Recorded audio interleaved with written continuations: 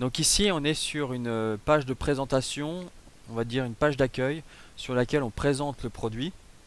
Donc une page des plus classiques avec une accroche qui se trouve en haut, une vidéo explicative et en dessous trois appels à l'action. Donc on a trois appels à l'action, normalement il n'y en a qu'un, mais on va voir justement ici trois façons de faire et trois façons de procéder. Et ensuite vous avez tout le descriptif du produit.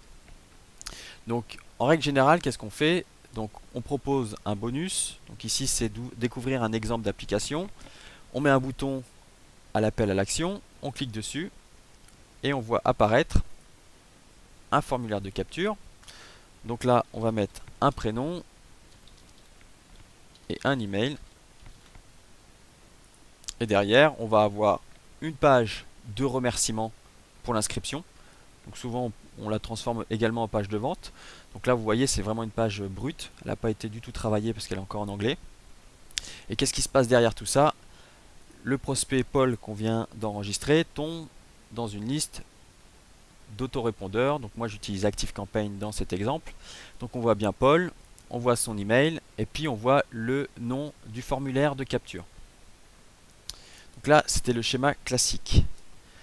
Et justement dans notre deuxième exemple on va voir comment transformer et qualifier un prospect qui vient sur notre site et qui s'enregistre. Donc imaginez qu'on ait ce deuxième appel à l'action ici et que ça soit l'unique choix du visiteur. Il clique dessus. Donc on reste sur le même processus. Donc prénom plus email. Par contre, à la différence ici, c'est que on va pas avoir une page de remerciement direct derrière. On va avoir un questionnaire. Et ici, on va venir qualifier le prospect en lui posant quelques questions. Donc, vous voyez que vous allez voir justement qu'il y a plusieurs questions, c'est volontaire.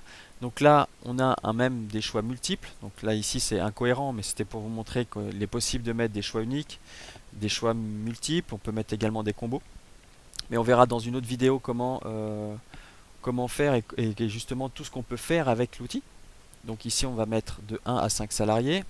On va répondre aux questions en mode aléatoire. Vous voyez à cette étape qu'on a également donc une question ouverte. On peut poser des questions avec des réponses ouvertes. Donc on va mettre question 1. Vous voyez, là il y a une question 2. Donc normalement à la place de question 2 on met la réponse bien entendu. Et ici on sauvegarde les données. On envoie vers la page de remerciement. Et à la différence de tout à l'heure, c'est que dans ActiveCampaign, je vais avoir beaucoup plus d'informations sur Paul 1. Donc on avait Paul, la version précédente. Et ici, Paul 1, donc le prospect enrichi, sur lequel on voit tout un tas d'informations qui correspondent à toutes les informations que Paul nous a données à la suite des réponses du questionnaire. Donc ici, on voit des tags qui sont attribués à chacune des réponses. Et surtout, on voit ici, dans cette partie notes, directement les réponses avec les questions et les réponses données par le prospect. Donc on peut voir ici par exemple depuis combien de temps avez-vous votre activité principale, entre 1 et 5 ans. Donc ça c'était la réponse de Paul. Et le plus intéressant c'est ici, donc dans les questions ouvertes, on voit directement la réponse. Donc j'avais mis question 1 pour la question ouverte 1 et question 2 pour la réponse à la question 2. Mais normalement là vous avez vraiment les réponses du prospect. Et c'est vraiment ça qui est puissant, c'est que derrière, à partir de ces tags, vous allez pouvoir envoyer des messages vraiment très précis par rapport à sa situation. Par exemple, moi dans mon cas, je sais qu'il fait moins de 500 visiteurs par mois ou par jour. Je ne sais plus la question si c'était par jour ou par mois. Je crois que c'est par jour.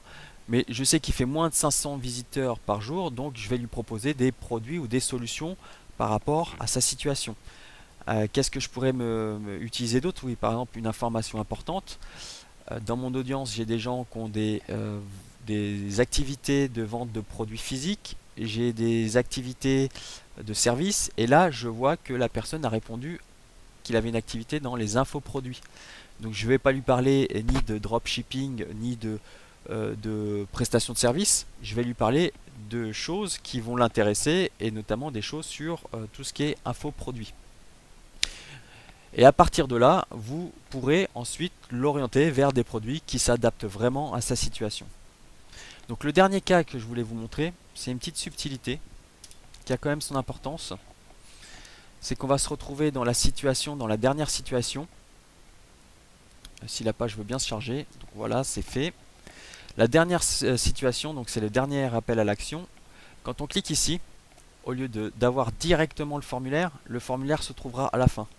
Et pour pouvoir accéder au formulaire, le prospect doit remplir toutes les questions. Donc là, je vais cliquer directement sur un scénario qui évite d'avoir les mêmes réponses que tout à l'heure. Parce que quand on indique qu'on n'a pas d'activité, ça envoie directement le prospect sur la dernière question. Donc là, c'est la réponse qu'on attend, question ouverte. Je vais mettre dernière question. Et derrière ça, on a la capture. Donc, on va l'appeler Paul 2. Paul 2. Puis son email, on va mettre la même chose.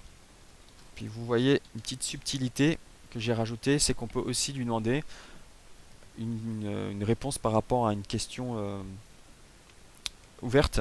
C'est par exemple là, c'est son numéro de téléphone. Mais ça pourrait être sa situation familiale, ça pourrait être n'importe quelle question.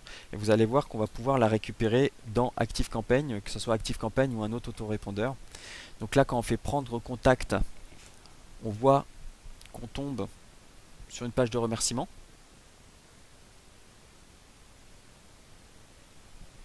Donc c'est même pas une page de remerciement, c'est directement une réponse dans une pop-up, mais ça pourrait être aussi une page de remerciement. Et c'est là la puissance aussi de cet outil, c'est que selon les réponses qu'a fait le prospect, vous pouvez envoyer le prospect sur différentes pages de remerciement.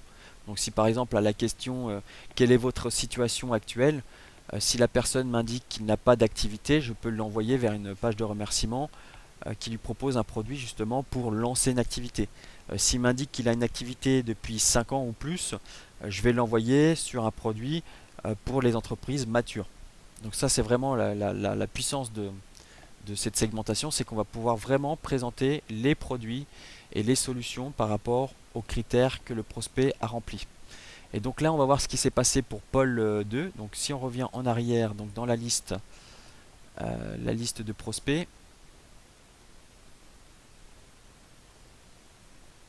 donc c'est un peu long. Hop, je veux bien que tu reviennes en arrière. Voilà, Paul 2. Donc on a Paul 2 ici. Et quand on clique dessus, on a indiqué pas d'activité. Donc on a le tag pas d'activité. Donc je pourrais lui envoyer des messages et des emails et surtout lui proposer des produits pour se lancer dans une activité. Parce que en effet, s'il vient sur mon site, qui est un site d'entrepreneur, mais qui n'a pas encore d'activité, c'est qu'il a, à mon avis, derrière la tête, une idée de créer une entreprise. Et ce qui est important également, c'est qu'on voit la réponse à la question ouverte ici. On voit également donc son numéro de téléphone, que je puisse après le contacter, mais vous le voyez également ici, dans téléphone, vous avez son numéro de téléphone. Donc si vous voulez en savoir plus, vous avez un formulaire qui se trouve juste en dessous, avec un bouton. Vous n'avez plus qu'à remplir le formulaire et m'envoyer donc votre requête. Et puis moi derrière, je vais pouvoir la traiter assez rapidement et reprendre contact avec vous. Merci.